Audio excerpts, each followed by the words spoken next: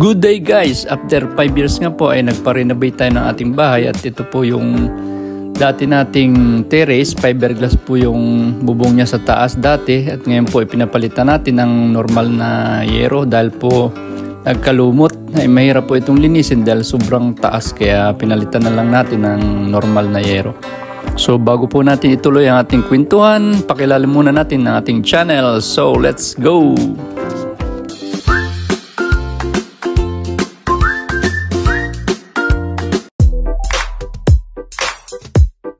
So yun nga po, after 5 years ay nagpagawa po muna tayo ng kitchen extension natin bago natin ginawa itong renovation at saka po repainting ng ating bahay dahil po kailangan na nitong maintenance.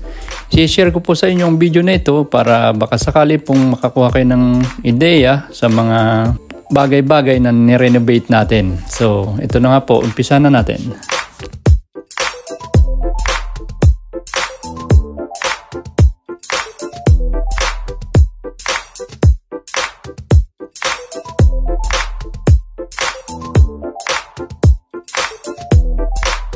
Dito po sa veranda sa baba, dati po ito ay wala pong canopy. Ngayon po ay pinalagyan natin dahil po kapag umuulan at patusok ang ulan, pumapasok po ang tubig kaya naging pangit na po yung tiles. Kaya ito na po, pinalagyan natin ng canopy.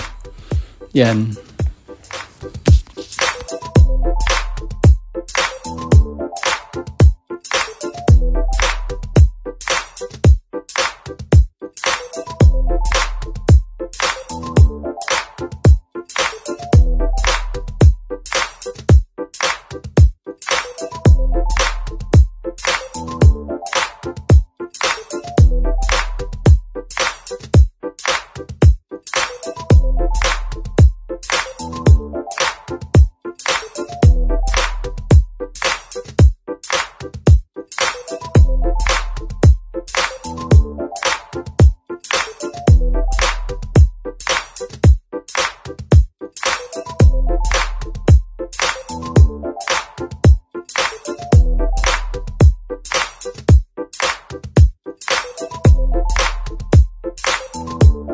So after pong matapos yung canopy dito sa veranda ay palalagyan na rin natin ng spandrel saka po yung sa taas na terrace.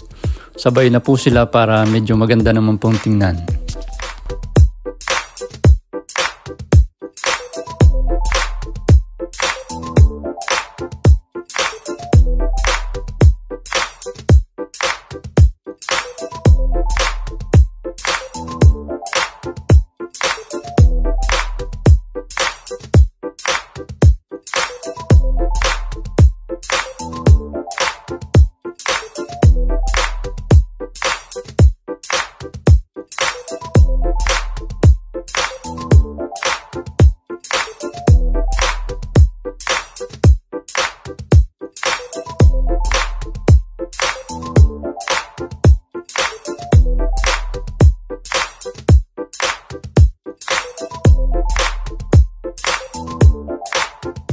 Same din po dito sa ating isang maliit na terrace na dito po yung ating master bedroom at kapag umuulan po dito, kapag walang canopy ay pumapasok din po sa loob dahil pagpatusok po yung ulan kaya pinalagyan din po natin ng canopy.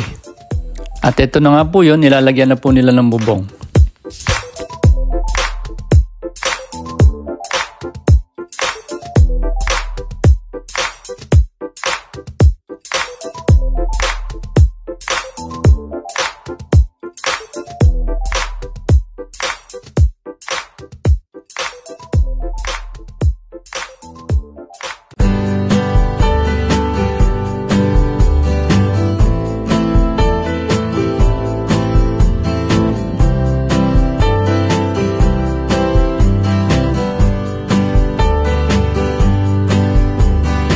So eto na po at natapos na nila yung spandrel sa taas at saka dito po sa veranda natin sa canopy.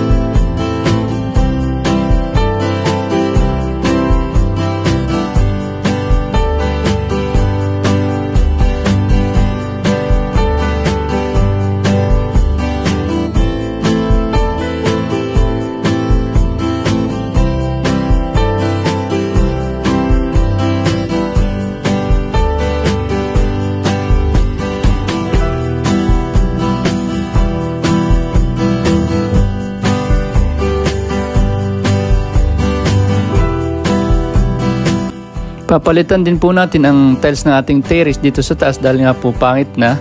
Dahil nga po sa ulan, kapag umuulan, dahil dati ay pumapasok dito yung tubig at wala po tayong drainage, kaya ni-renovate din po natin.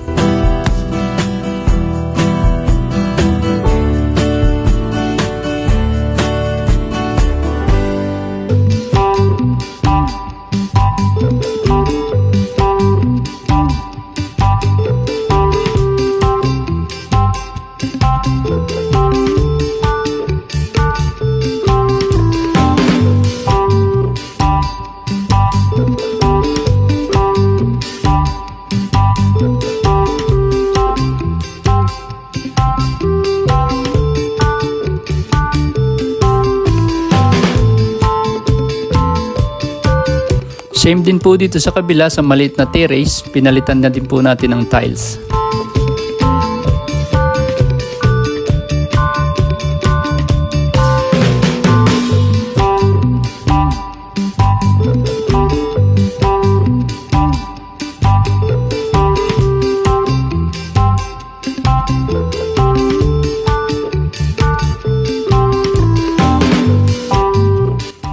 Pinabapping na rin po natin itong ating stainless dito at niliha dahil meron pong mga maliliit na kalawang, kaya pinakintab po ulit natin.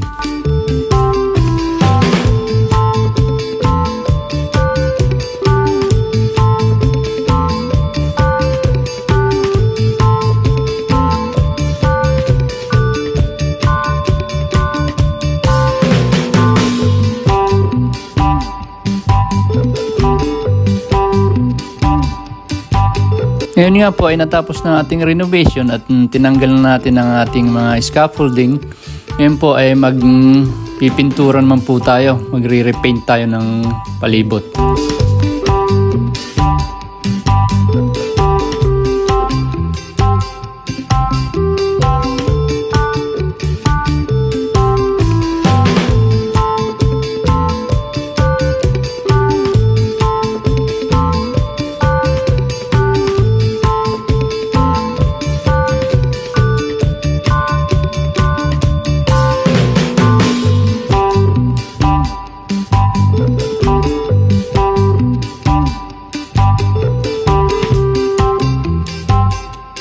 Ngayon po ay Sabado at dinayo po tayo ng ating mga pamangkin dito at mga kapatid, pinsan, kaya karoon po ng maraming mga player dito ng badminton. At syempre tayo naman po ay tuloy-tuloy ang ating trabaho. Kailangan na po natin tapusin ito at sinasamantala po natin habang maganda pa ang panahon at dahil lagi po ditong umuulan.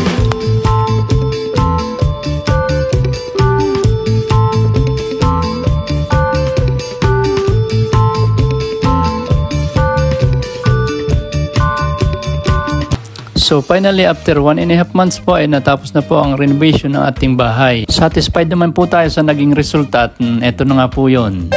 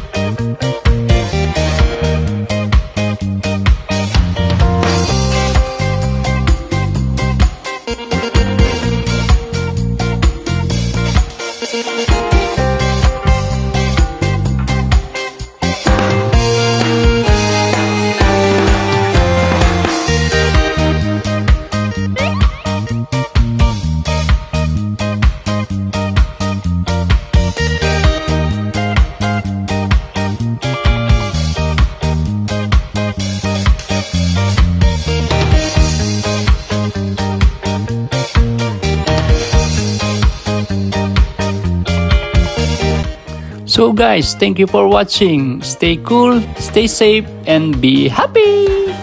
Babush!